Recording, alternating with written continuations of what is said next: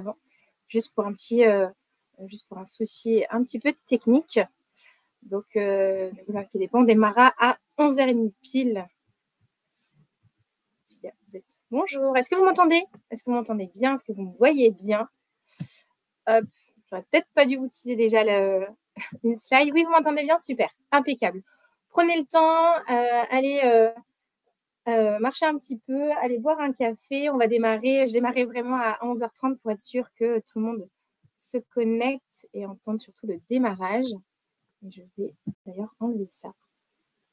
Bonjour. Au moins, on règle les soucis techniques. Si tout le monde m'entend et si tout le monde me voit, c'est parfait. Hop, vu que notre webinaire est enregistré, donc on veut s'assurer qu'à 11h30, tout est OK. Bonjour Sylvie, bonjour Alexandre, bonjour Sandrine, bonjour Aude. Super, si vous me voyez. Je reviens, je vais couper ma caméra, mon son, et je reviens dans 1 minute. À tout de suite.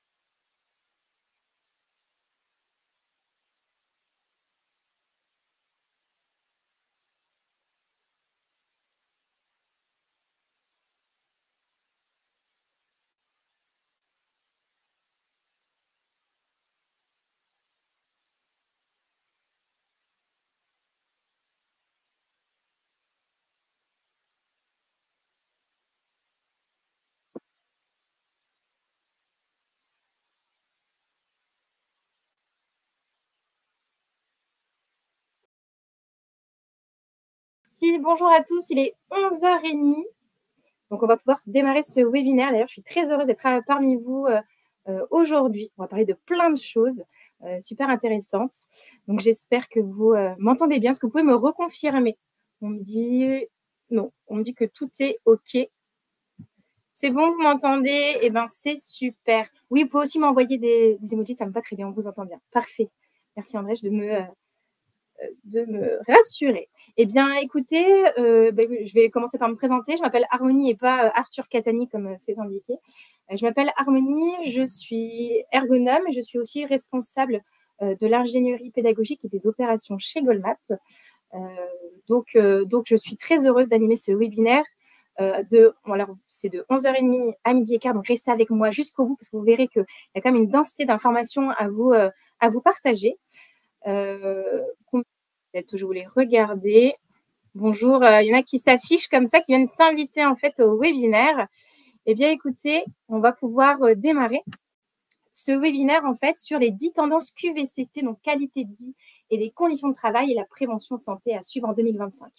On est début décembre, c'est sûr qu'on aime bien fin d'année de faire un peu un point sur tout ce qui s'est passé en 2024 et comment se projeter en fait vers 2025 pour prendre soin de la santé physique, santé mentale, la sécurité, le bien-être de manière générale de vos salariés.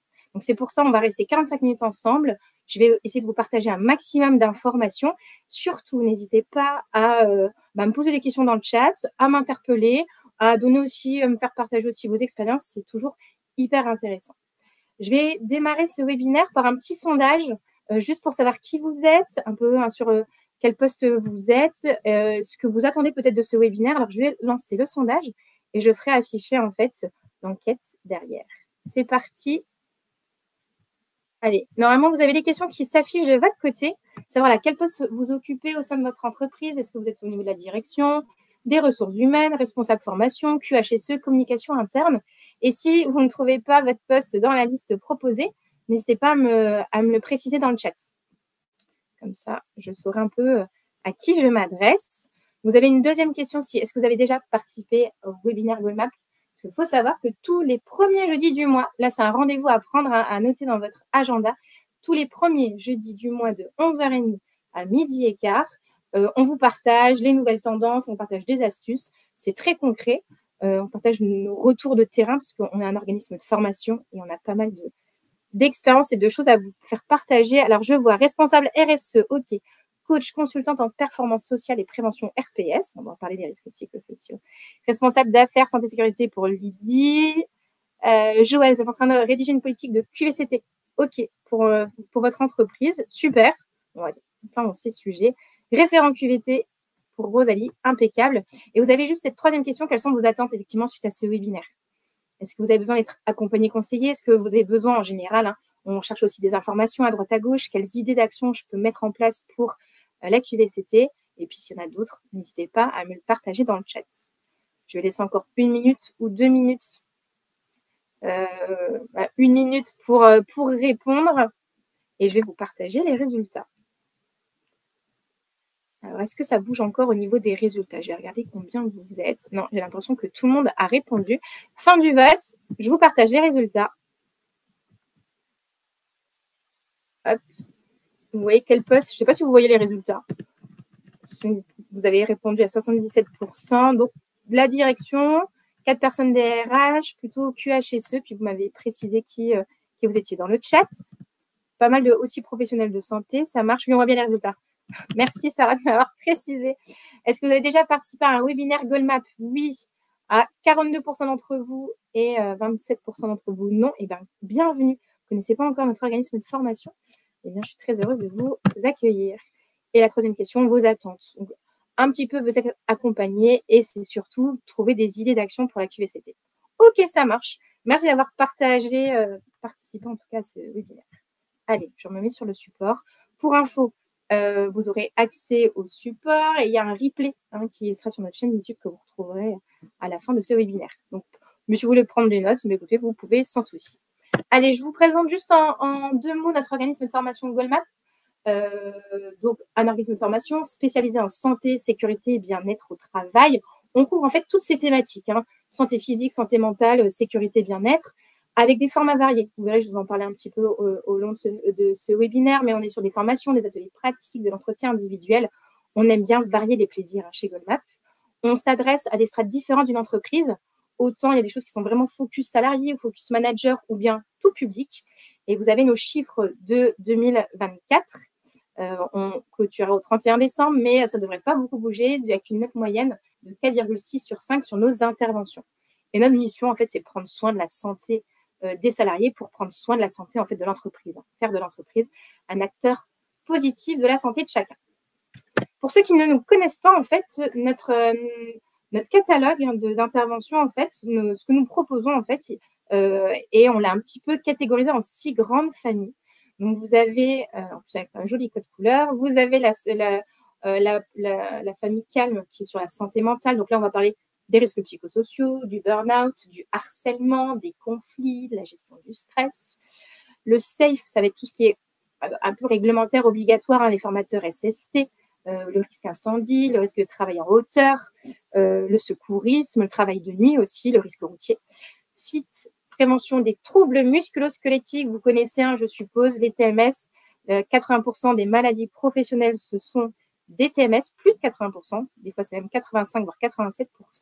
Donc ça va être tout ce qui est santé physique. On a aussi des cours de sport, lutter contre la sédentarité. La catégorie Sharp, c'est vraiment le côté gestion du temps, gestion de l'équilibre entre vie pro, vie perso, l'efficacité au travail. La catégorie Well, ça sera la santé. En gros, moi, je la présente toujours comme ça. Ça va être le sommeil, l'alimentation, le cancer. On a fait beaucoup de choses pour Octobre Rose, Novembre Bleu, les risques cardiovasculaires. Et puis, vous avez une dernière catégorie qui est sur le handicap, la diversité, l'inclusion, l'égalité professionnelle. Vous êtes toujours avec moi? Je vais beaucoup vous poser de questions pour être sûre que je ne suis pas seule, parce que c'est un côté un peu schizophrénique de se regarder soi-même face à une caméra. Oui, super, merci de me rassurer. Alors, juste pour vous dire, on est en fait cette intervention du premier jeudi du mois. En fait, on vous propose toujours un webinaire. L'objectif de cette série, en fait, c'est de vous aider à décrypter les tendances qualité de vie, des conditions de travail et de vous donner en fait des conseils concrets et des idées d'action simples à mener dans votre entreprise. Donc, si vous voulez déjà noter dans votre agenda pour 2025, le 9 janvier, ce sera sur le marronnier de la QVCT, les dates clés à ne pas rater en 2025. Vous verrez, on vous fera accès à un visuel sur le calendrier, puis voir en fait toutes les tendances et toutes les dates à retenir. Et le 6 février, vous êtes mis que les 2 premiers, le jeudi 6 février, santé mentale, grande cause nationale 2025. Pourquoi et comment agir en tant qu'entreprise. D'accord? Donc voilà, j'espère que vous l'avez bien noté dans votre agenda, vous avez déjà les thématiques des 2 prochains webinaires. Et vous avez voilà, nos webinaires de la série Mieux vaut prévenir. Ça, c'est tout ce qu'on a fait en 2024. Donc, on a parlé des risques psychosociaux, de la fatigue physique, plein d'eau, de la sédentarité, octobre rose, le stress au travail, un patchwork de tout ce qui va concerner et conditionner le bien-être au travail. Allez, j'enchaîne. Alors, non, parce que je vois la slide de l'avant. Avant, je voulais vous faire un petit peu travailler sur vos idées, en fait, justement, pour vous. 2025, on va parler de quoi? Ce sera quoi les grandes thématiques ou les grandes problématiques du monde de l'entreprise? Est-ce que vous connaissez déjà un peu les tendances? Alors, interdiction de faire appel à l'intelligence artificielle. On va peut-être en parler. Tapez pas sur Google. Hein. Allez-y spontanément, faites-moi partager dans le chat la santé mentale. Voilà, de savoir vers quoi, voilà, quelles sont les thématiques qu'on va beaucoup retrouver par rapport au bien-être des salariés. La santé mentale, les RPS, ouais, plan social, effectivement. Le harcèlement, la gestion de la charge de travail, priorisée. Oui, j'aime bien les mots-clés comme ça. Prévention des risques psychosociaux pour Mouna, Emma, RPS, effectivement. Est-ce que d'autres veulent me partager d'autres idées? L'équilibre vie pro, vie perso, on va en parler aussi, tout à fait. Qui peut aussi se retrouver dans les risques psychosociaux. La santé par l'alimentation, proche aidant, oui, ça c'est vrai. Alors, on ne va pas en parler des proches aidants, mais c'est aussi alors, nous, on le traite et on fait des formations, mais on ne va pas en parler, mais oui, c'est aussi un sujet. Santé mentale, conflit interpersonnel, fidélisation des salariés, la fin du télétravail, oui, l'absentéisme. Bon, je vois que vous avez plein d'idées, ça fuse dans tous les sens, c'est parfait. Merci pour votre participation. Attractivité, fidélisation, absentéisme, tout à fait. Alors, pour amorcer un petit peu, avant de vous donner je vous ai en fait essayé de donner 10 grandes idées, mais déjà, on va voir déjà ça. Le monde du travail, effectivement, il évolue sans cesse. Il y a toujours cette évolution, forcément. Et je vous ai mis en gros des petits mots-clés. Donc, l'influence de l'intelligence artificielle, j'en ai parlé tout au début, sur le monde du travail. Eh bien oui, hein, on en parle beaucoup, l'IA, les progrès technologiques qui remodèlent les marchés du travail. L'IA, et on se pose cette question, hein, je pense qu'il y a pas mal de questions derrière ça. Est-ce que l'IA pourrait faciliter les tâches fastidieuses, complexes, ou est-ce qu'elle va plutôt s'emparer de nos emplois? Il y a vraiment une crainte par rapport à ça. C'est vrai que demain, l'intelligence artificielle devrait stimuler la productivité en supprimant les tâches routinières, comme je le disais. Mais les travailleurs devront s'adapter, à nous adapter à l'IA, et on va devoir monter en compétences pour faire face à cette nouvelle réalité. Parce qu'elle va forcément remplacer certains emplois, mais on sait aussi que l'IA, elle va pouvoir aussi en créer d'autres, créer de nouveaux. On a aussi l'émergence de la génération Z en entreprise. La génération Z, alors j'ai découvert en préparant ce webinaire, parce que j'ai quand même assez préparé. Est-ce que vous savez pourquoi est-ce qu'on dit la génération Z? Je ne le savais pas. Génération Z, on est centrichien, si vous voulez participer, où on dit donc soit les zoomers, soit la Gen Z. Z comme Zoro, non, ça ne marche pas. Après les X et Y, alors oui, André, effectivement, génération X, Y, moi je fais partie de la génération Y. Oui, zapping, Lydie. Ah, bonjour Lydie, vous nous connaissez chez Goldmap. Effectivement, le Z comme zapping, on peut dire, non, pas zéro. Zapping, le fait de scroller, le fait de passer très très vite, on zappe très très vite. On change du jour au lendemain d'emploi, on change du jour au lendemain d'habitation, on change d'avis, d'amis. Ça va très, très vite sur cette génération Z. Effectivement, on l'appelle aussi les zoomers. Et les membres de la génération Z, donc on sait que c'est les personnes qui sont nées après 95. Et c'est vrai qu'ils ont grandi dans un environnement hyper connecté, où les smartphones, les réseaux sociaux sont omniprésents. Cette génération recherche, alors sans tomber dans la caricature, mais recherche en général l'équilibre entre vie pro et vie perso, plaçant le plaisir et l'épanouissement au cœur de leurs préoccupations. Et c'est vrai que plutôt que de s'engager dans des carrières assez linéaires, comme le faisaient mes parents, eh bien, on préfère, cette génération Z préfère des missions variées qui leur permettent de développer leurs compétences tout en évitant la monotonie. Moi, par exemple, dans les entretiens, je pose toujours la question de pourquoi vous avez postulé, et on dit aussi, je suis en quête de sens. Je veux trouver un poste qui soit en lien avec mon éthique, avec mes valeurs et avec le sens que je vais donner à mon travail. Et ça, c'est vrai que dans les précédentes générations, on le voyait un petit peu moins. N'hésitez pas à me faire part des commentaires si vous êtes d'accord avec moi. Si vous n'êtes pas d'accord, on s'appelle après. Hein, vous ne faites pas trop partager dans le chat. Et si vous voulez faire partager une expérience, voilà, n'hésitez surtout pas. Le troisième point, c'est le retour du présentiel dans les entreprises. Alors oui, post-Covid, post-Covid justement, alors le Covid a permis de créer tout ça et de se dire que oui, c'était possible. Et puis finalement, il y a certaines entreprises qui reviennent un petit peu en arrière. Je ne sais pas si vous avez entendu parler d'Amazon, qui, elle, exige en 2025 le retour des 5 jours sur 5, le retour au bureau. Alors c'est vrai qu'il y a des entreprises qui commencent à revenir en arrière là-dessus, même si voilà, ce télétravail était plébiscité depuis la pandémie. Mais l'attrait pour ce télétravail, justement, semble un petit peu s'essouffler en France. Je ne sais pas si c'est la tendance que vous ressentez aussi peut-être dans votre entreprise. N'hésitez pas à me le faire partager. Mais c'est vrai que le télétravail isole et brise la cohésion d'équipe. Oui, c'est ça. C'est ça. C'est vrai qu'il y a des raisons multiples. Donc là, effectivement, André, vous m'avez partagé cette idée. C'est vrai, c'est une des raisons. Ça isole, c'est très compliqué pour la cohésion d'équipe. On a aussi le sentiment d'être un peu plus surveillé aussi par l'employeur. Et ça, c'était ressenti par pas mal de télétravailleurs, justement parce que c'est compliqué de faire confiance et de se dire la personne, elle est chez elle. Qu'est-ce qu'elle fait? Donc, est-ce qu'il est un petit peu plus omniprésent, l'employeur? Nous, Joël, 2 jours de télétravail pour un 100% et sinon au prorata du taux. OK, ça marche. Il y en a qui trouvent justement des bons compromis. Et c'est vrai qu'il y a des raisons multiples. C'est aussi effectivement le côté, quand on est ensemble, en présentiel dans les bureaux, on renforce la culture d'entreprise. Ça facilite aussi les échanges informels. Et l'informel, qu'est-ce que ça fait? Ça crée aussi, ça stimule la créativité et ça resserre bien sûr les liens au sein des équipes.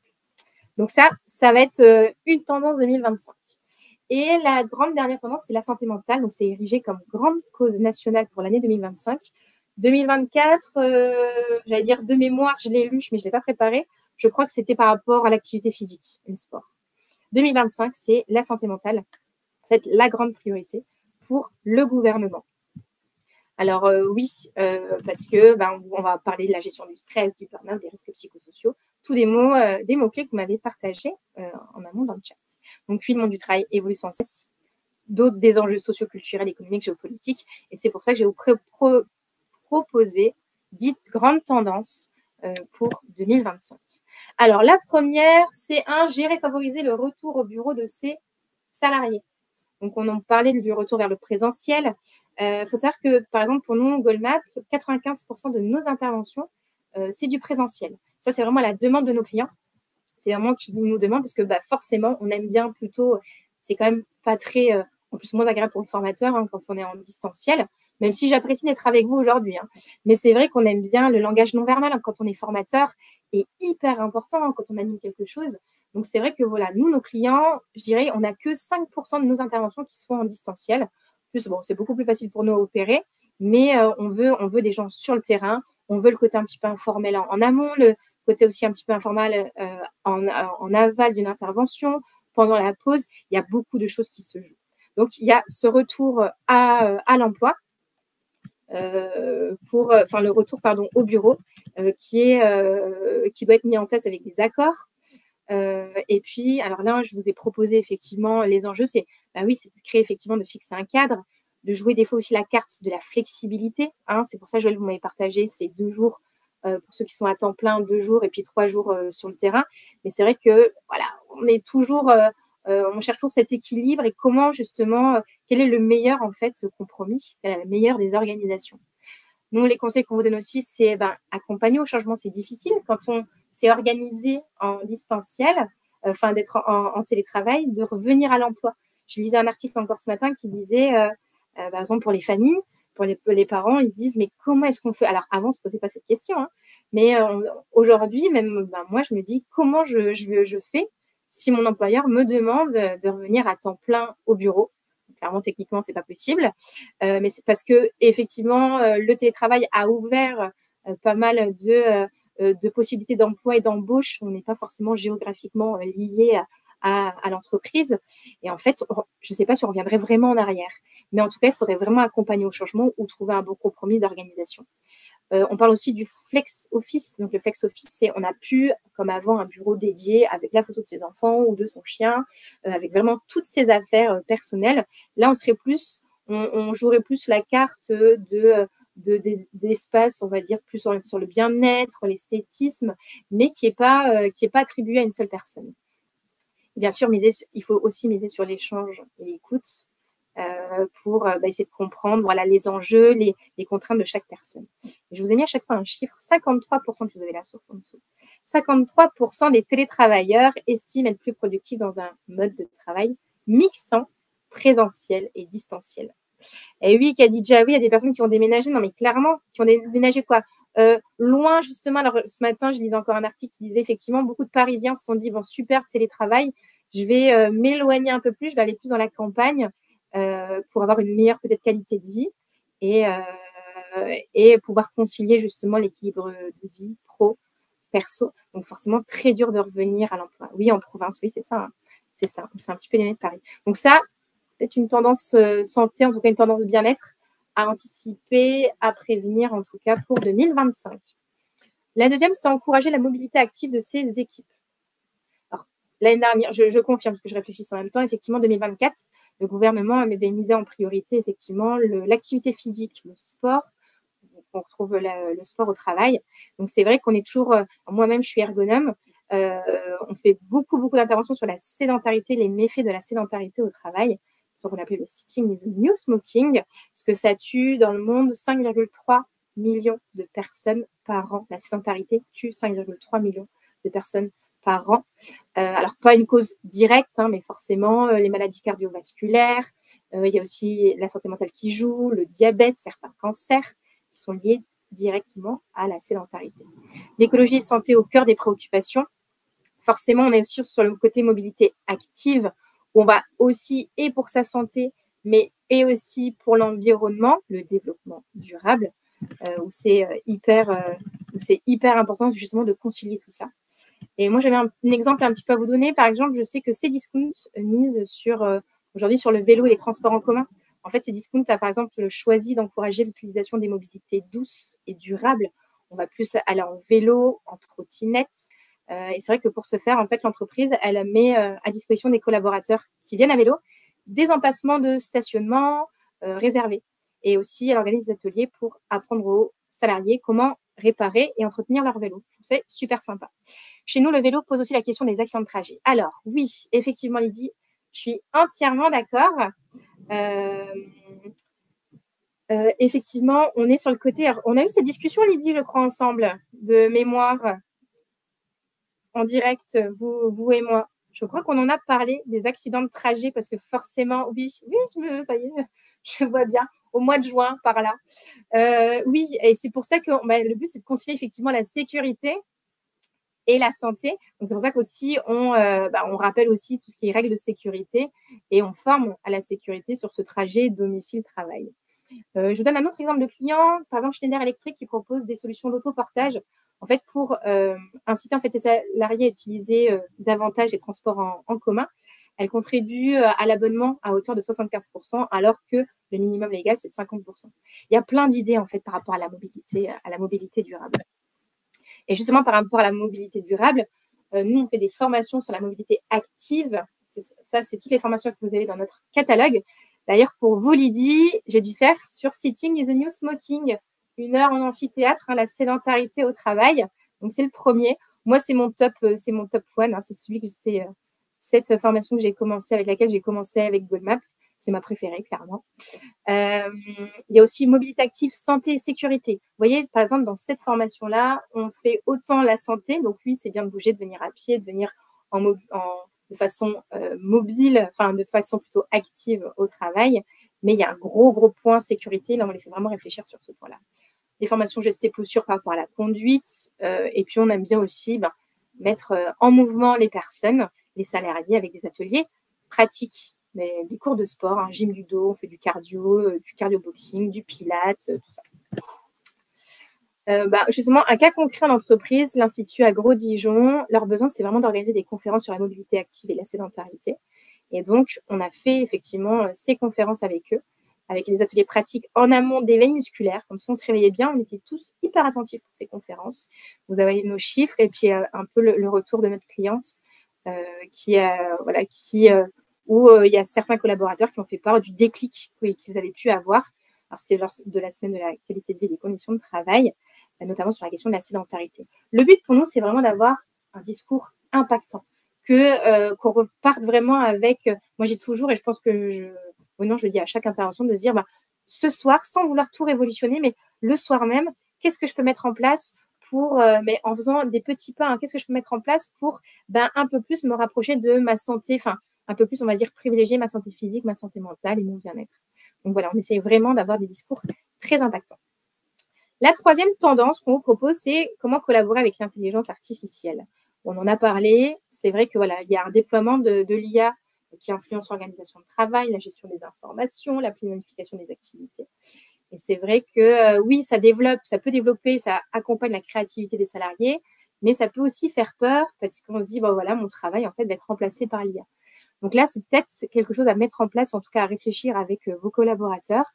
Nos recommandations, c'est déjà d'anticiper. Il y a déjà énormément d'articles sur l'intelligence artificielle et justement anticiper les effets pour savoir comment, si on anticipe les effets par rapport à votre activité, forcément, on arrivera à accompagner accompagner les collaborateurs, en tout cas, justement pour les accompagner au changement ou de savoir comment est-ce que je peux collaborer avec une intelligence artificielle.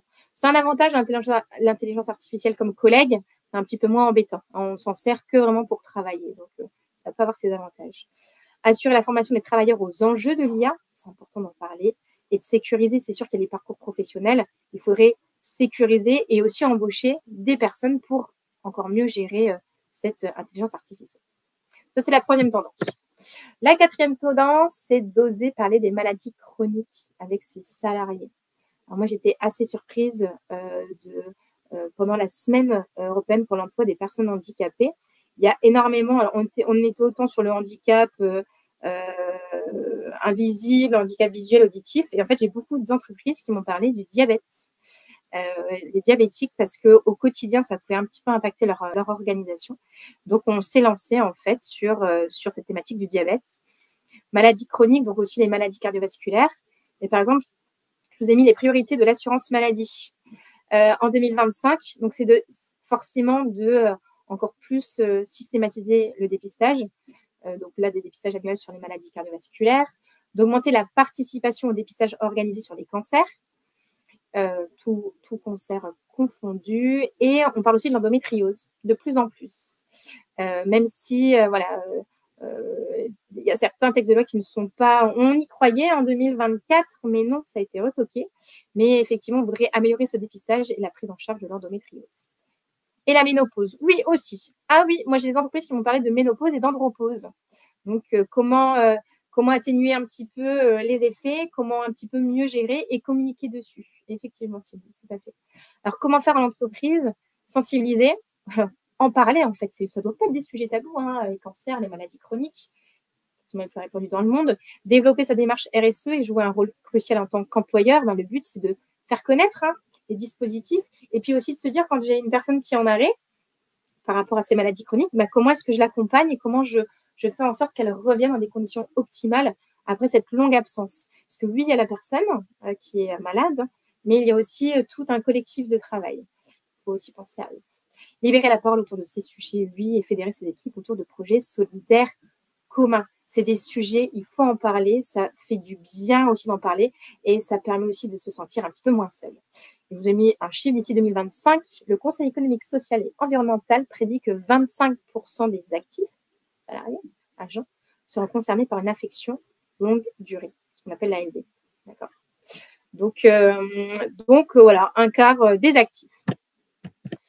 La quatrième tendance. Et nous, par rapport à notre catalogue, on aime bien proposer des formats plutôt variés. Donc, il y a le côté formation, mais de plus en plus, on nous demande des ateliers. Alors, on a appelé ludo-pédagogique, parce que oui, pédagogique, on va apprendre un maximum de choses, mais tout en se mettant en situation, tout en créant en fait un moment ludique, un moment agréable de jeu. Donc, on a fait quelque chose spécifique sur le diabète. On a fait aussi sur le cancer du sein, le cancer de la prostate, les risques cardiovasculaires de manière générale. On a fait le lien aussi entre risque cardiovasculaire et nutrition. Et puis, on a aussi des formats entretien individuel donc là, c'est en tête-à-tête avec un professionnel de santé, infirmière, médecin, pour dépister et bénéficier de conseils personnalisés par rapport au cancer. Et puis, vous avez une grosse formation qui existe aussi au format une journée, une demi-journée sur Comment réaccueillir un salarié après une absence de longue durée? C'est important de justement de ne pas couper la communication et de savoir comment en fait on le réintègre et de penser aussi à comment on le manage, comment on poursuit la communication et pour éviter aussi des situations de stress. Et on parle aussi du collectif. Est-ce que vous êtes toujours avec moi? On en est à... Je parle un petit peu vite. Ah, super, merci. Vous avez le droit de me dire de ralentir, parce que je sais que je parle un peu vite. Et au pire, au replay, je crois qu'on peut jouer sur la vitesse. Ça marche, merci de me rassurer. Pour Air Liquide, cas concret d'entreprise, on a eu une super note. Moi, j'étais super fière de dire qu'on a fait, c'était le premier en plus atelier sur le diabète. Et on s'est dit, premier atelier 10 sur 10 au niveau des retours des participants, impeccable. On se lance vraiment dessus. Donc, on maîtrise bien maintenant ce sujet du diabète. Et voilà, le but, c'était vraiment de focus sur l'interaction, la pratique pendant les sessions. L'objectif, c'est vraiment de sensibiliser avec un format ludique, comme on l'a écrit, qui permet aux participants d'être actifs pendant la session. Donc, vraiment focus sur le diabète. Et je vous ai mis Jetlink aussi, là, c'était plus sur le cancer. Octobre rose, novembre bleu, et on note de 9 sur 10, où là, on les a vraiment accompagnés pendant 2 mois. Vous avez les retours. La 5e tendance, il faut que j'accélère un petit peu. Réduire le stress, sensibiliser aux maladies mentales, comme je vous l'ai dit tout à l'heure. C'est vraiment aujourd'hui la volonté en fait du gouvernement. La santé mentale, c'est vraiment la grande cause nationale de 2025. On va énormément en parler. Et donc là, oui, entre complètement cette slide. Ah, bonjour Audrey. J'espère que tu vas bien. Audrey, formatrice pour Goldmap. Donc, réduire le stress, sensibiliser aux maladies mentales, donc la fragilisation mentale de la société, l'hyperconnexion, les incertitudes économiques et sociales. C'est vrai que les matins, quand on écoute la radio, on se dit ah là là là là, ça craint un petit peu. Les troubles psychologiques sont à l'origine de nombreux arrêts maladie. Alors, c'est sûr que comment est-ce qu'on parle de la santé mentale? Audrey, elle en parle très, très bien de la santé mentale en entreprise, même en distanciel, Audrey, qui s'en sort toujours très bien. Donc, instaurer un cadre de travail serein et efficace, fluidifier les relations internes comme externes et améliorer la qualité de vie au travail. Vraiment, tout ce qui est stress, tout ce qui est santé mentale, il faut vraiment le prendre d'une manière très, très macroscopique. Et comme ça, chaque personne essaie de voir où est-ce qu'elle doit jouer pour justement essayer de réduire cette charge mentale ou ce stress et éviter une maladie. Et là, je vous ai mis les troubles psychologiques et l'épuisement professionnel, le burn-out, sont désormais à l'origine de 20% des arrêts maladie des patients pour la première fois. Les troubles musculo-squelettiques, on en a tellement parlé des TMS et aujourd'hui, ils ont été détrônés par les troubles psychologiques.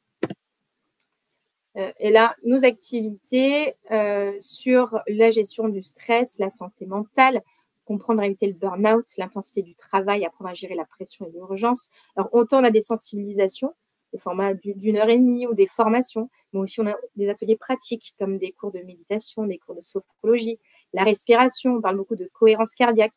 Voilà, toutes des choses, c'est autant comment je peux faire la prévention un petit peu tertiaire, comment j'essaie de mettre en place des choses, des stratégies pour préserver ma santé mentale. Mais après, il y a des outils extrêmement concrets pour agir sur le collectif en tant que manager, par exemple, ou pour agir sur l'individu.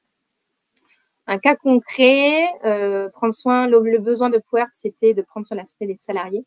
Il y a un métier complexe et prenant pour prévenir le stress au travail. Et en fait, je ne sais pas si vous connaissez les TOP, les techniques d'optimisation du potentiel. Donc, on a fait une formation dessus. Donc là, c'est forcément des formateurs certifiés TOP, donc technique d'optimisation du potentiel, où là, c'est vraiment extrêmement pratique, mais c'est des outils qu'on peut faire au quotidien et qui servent aussi dans la sphère personnelle comme professionnelle. Et je crois que je vous ai mis aussi sur la Croix-Rouge française. Oui, la Croix-Rouge, on est intervenu pour eux tout au long de l'année 2024 pour accompagner justement les soignants confrontés à la souffrance d'autrui, aux incivilités des usagers. Donc, on a fait un mélange d'ateliers pratiques. On leur a proposé plusieurs fois par mois des ateliers de sophrologie et des sensibilisations, plutôt un format court, une introduction à des techniques pour évacuer les tensions et gérer son stress au travail. 6e tendance, démystifier le handicap à l'entreprise. Alors, il va y avoir des choses qui vont changer en 2025, je vous les ai mis. Vous savez que quand vous faites chaque année la déclaration d'obligation d'emploi des travailleurs handicapés, il y a des choses en fait qui permettent de déduire en fait parce que votre contribution à l'AGFIP ou au FIP. Et en fait, donc ça c'est depuis une réforme de 2020, mais c'est vrai qu'on on va aller à un retour à l'essentiel, à l'emploi direct. À partir du 1er janvier en fait 2025, il y a 3 dépenses, qu'au début il y avait 6 dépenses en fait qui étaient déductibles. Et en fait, en 2025, 3 dépenses seront déductibles seront supprimées. Donc je vous ai mis la participation des événements promouvant l'emploi et le maintien d'emploi des personnes handicapées, les partenariats avec des associations pour la formation et l'insertion des personnes handicapées, et vous avez des actions de professionnalisation des entreprises adaptées, vous savez, les EA, les ESAT ou travailleurs indépendants handicapés. Donc tout ça, ce ne sera plus déductible de votre contribution à l'AGFIP et au FIP, contribution liée à votre obligation d'emploi de travailleurs handicapés de plus de 6% pour l'entreprise de 20 ETP. Donc ça, forcément, ces prochaines modifications, ça va pousser en fait les entreprises à s'engager plus directement en faveur de l'emploi des personnes en situation de handicap, en priorisant donc l'embauche et le maintien. Et aussi, c'est parler de ce dossier de reconnaissance en qualité de travailleur handicapé.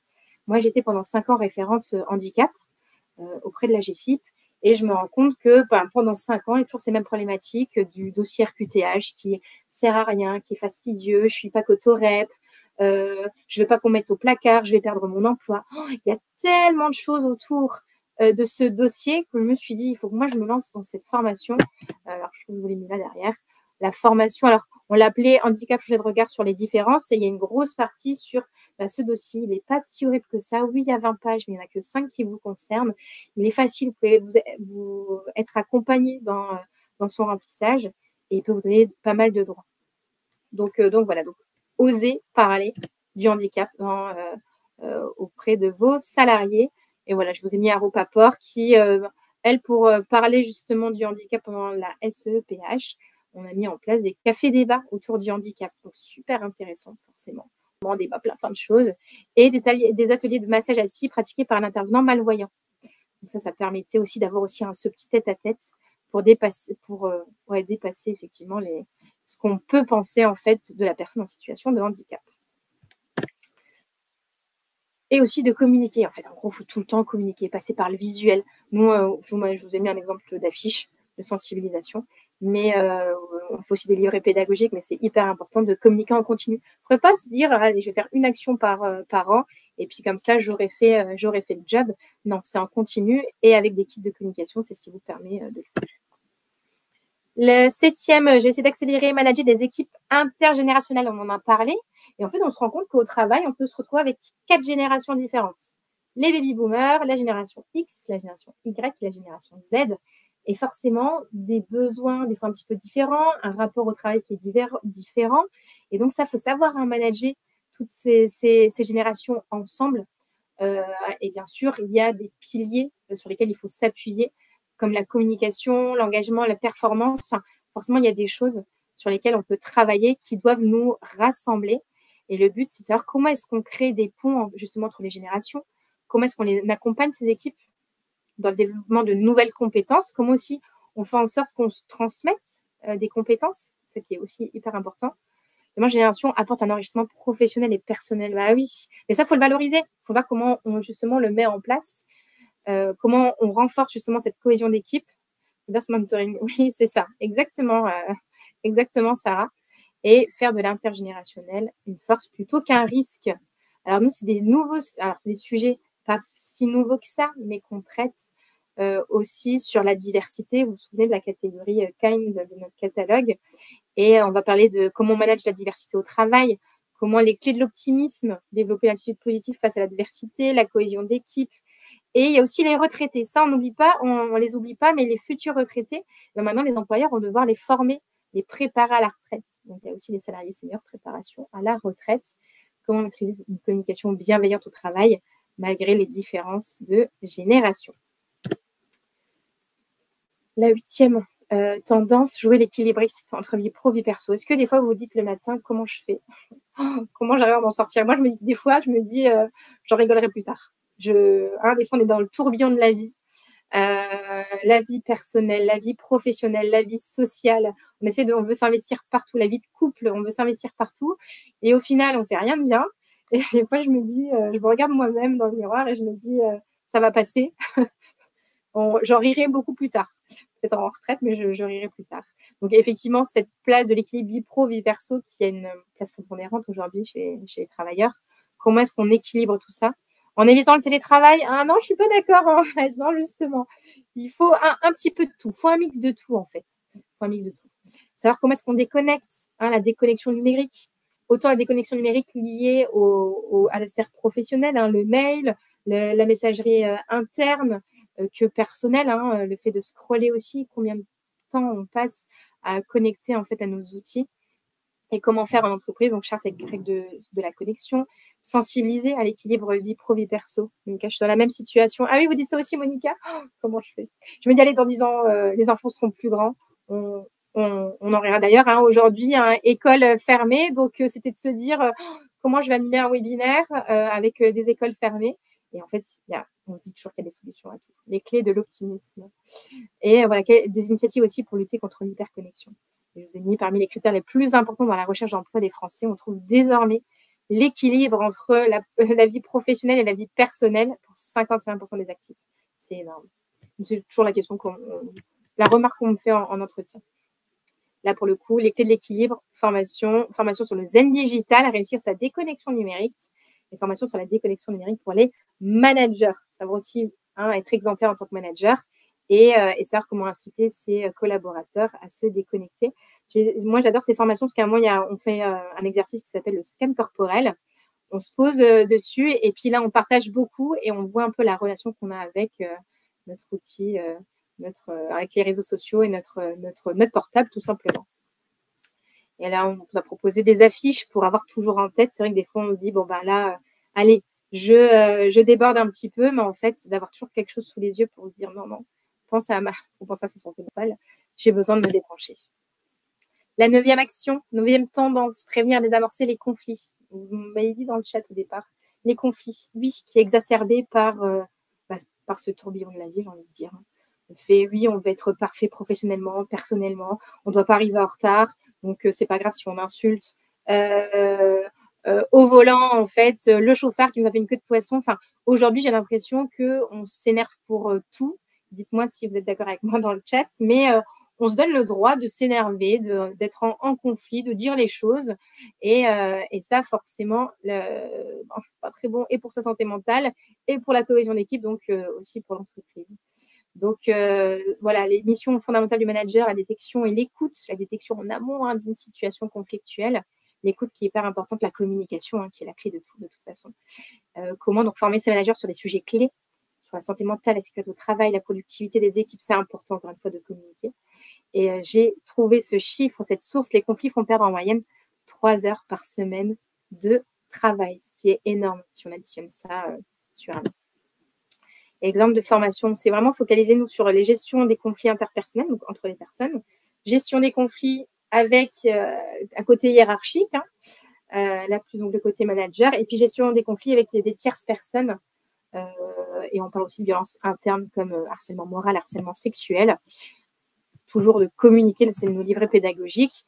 Et j'ai envie de dire, moi je me souviens chez des clients, par exemple tout ce qui est le secteur sanitaire et social, la gestion des conflits quand on est dans un EHPAD et on a le conflit avec l'autre aide-soignante parce qu'il y a une charge de travail qui est hyper importante, mais aussi comment gérer les familles qui sont mécontentes du service qu'on a par rapport à son parent, et aussi sa hiérarchie, parce que forcément, il faut gérer l'absentéisme. Ce sont des métiers qui sont hyper exposés, où il y a beaucoup, beaucoup d'absentéisme et de turnover. Voilà, franchement, le conflit, ça va être malheureusement, mais c'est la réalité, une tendance à traiter, à prévenir en tout cas en 2025. Et la 10e, repenser le rôle du manager en 2025. Alors, le manager en 2025, c'est un super héros. On lui demande d'être parfait.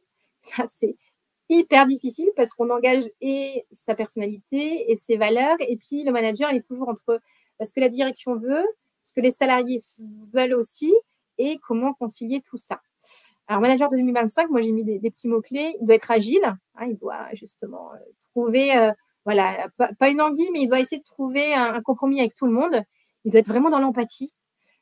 Technophile, forcément, parce que le rapport, justement, à la technologie, on doit être exemplaire et puis on doit savoir avoir ses compétences.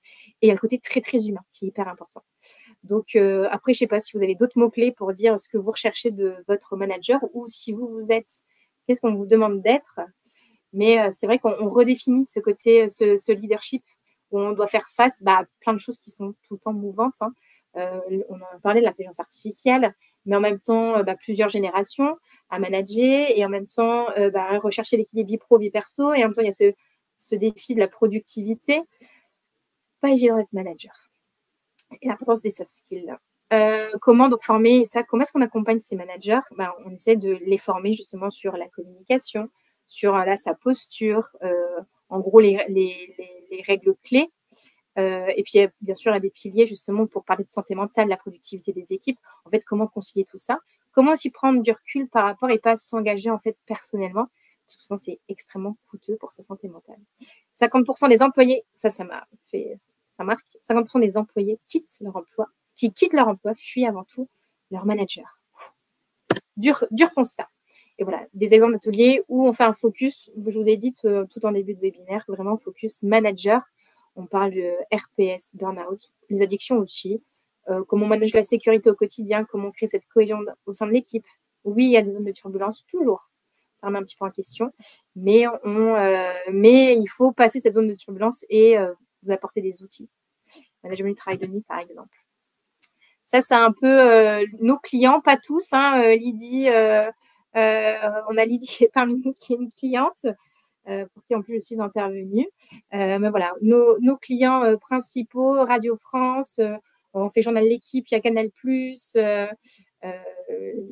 ministère de l'économie, ministère de la transition écologique, SNCF, Saint-Gobain, c'est moi qui liste, voilà, tous les secteurs d'activité. Et juste ce qu'il faut retenir en fait, c'est qu'on a les thématiques, ou soit les catégories, kind, calme, fit, safe, 4 formats possibles, des formations, des sensibilisations plus courtes, des conférences, de l'atelier pratique, des entretiens individuels. On fait autant en distanciel que présentiel et on s'adresse soit tout public, soit salarié, soit manager, soit direction générale. Et nous, on a un maillage de 800 formateurs, un peu plus de 800 formateurs partout en France. Et on en recrute tous les jours. On a un processus qui est très bien établi pour recruter nos intervenants. Un processus très qualitatif. Donc voilà, on peut vraiment intervenir à n'importe quel moment. À 3 semaines de délai, 15 jours de délai. Mais on peut en tout cas intervenir pour vous sur tous ces sujets. Et voilà, pourquoi choisir Goalmap? Je finirai par ça, il est 12h15. Oui, une personne, vous n'avez pas 50 000 intervenants possibles chez Goalmap. Vous avez vu notre catalogue qui essaye de voir de manière transverse tous ces sujets de santé mentale, santé physique, des contenus forcément toujours innovants. On essaie toujours d'avoir un temps d'avance justement sur les prochaines tendances. C'est pour ça qu'on parle déjà des tendances 2025. Un référent handicap, un énorme réseau. Alors 800 formateurs hyper actifs, mais effectivement, il y en a beaucoup d'autres derrière. Et puis, on a un outil qui permet de gérer tout ça, en fait, qui est hyper technologique. Le digital, forcément, qui prime et qui permet de gérer les invitations, les participations, l'émargement. Voilà, on vous enlève de la charge mentale, forcément. Il est déjà 12h16, donc si vous voulez me partager, je ne sais pas si vous avez faim, mais si vous voulez me partager, d'ailleurs, je vais vous partager des choses dans le chat, votre ressenti sur ce webinaire. C'est toujours court, moi je parle toujours beaucoup, j'ai toujours plein de choses à dire. Et je vous partage juste dans le chat un peu des liens en fait pour des liens livre blanc, le lien vers notre catalogue Goalmap, vers notre blog, nos webinaires. Et si vous voulez vous inscrire, j'espère vous retrouver au prochain webinaire.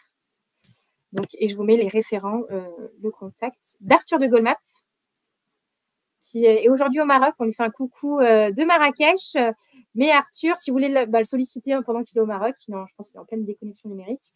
Mais voilà, vous avez son contact, qui est le cofondateur de Goalmap et qui vous répondra à toutes ces questions. Vous pouvez aussi venir directement vers moi. C'est très facile. Moi, mon mail, c'est harmonie@goalmap.com. On est aussi à Casablanca. Mais oui, André, je me souviens de vous. Je me souviens de vous. Vous êtes au Maroc. Eh bien, Arthur, aujourd'hui, a pris l'avion ce matin. Mais bon, il est en pleine déconnexion numérique. Hein. Donc, il ne vous répondra pas aujourd'hui, mais il fera leur relais. On est très réactifs chez Goalmap. Oui, je me souviens bien de vous. Bon, on peut intervenir en distanciel. Hein. C'est faisable. Ou bien si vous m'invitez sur mes sujets en tant que formatrice, je veux bien venir chez vous. Écoutez, n'hésitez pas à me faire part de vos commentaires sur ce webinaire. Je vous remercie d'y avoir participé jusqu'au bout, parce que je vois que vous êtes le même nombre de participants qu'au départ, donc j'en ai pas perdu au fil du temps. Et qu'est-ce que je peux vous souhaiter? De prendre soin de vous, de prendre soin de vos proches. Merci à vous, merci pour vos retours. Au revoir Audrey, à très bientôt. Merci Monica, merci Sandrine, merci Aude, Alexandre, super. Eh bien écoutez, prenez soin de vous, prenez soin de vos proches et je vous souhaite d'ores et déjà de belles fêtes de fin d'année. Merci, à bientôt. Au revoir.